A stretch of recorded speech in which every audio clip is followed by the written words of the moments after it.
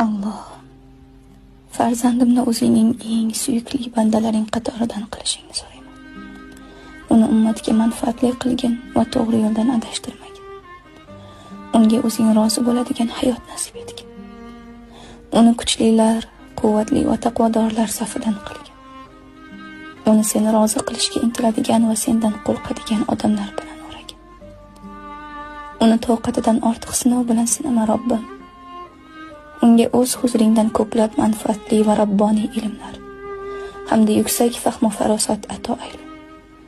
Ey Robbim, uni yolg'iz o'zingdan boshqa hech kimga va hech narsaga muhtoj etma va uni o'zingdan boshqa biror kimsaga va biror narsaga yor etma. Uni shokirlar, tavvobinlar va zokirlar qatoridan qilgin. Uni sening oldingdagi burchlarini ado etishida sobit qadam qilgin.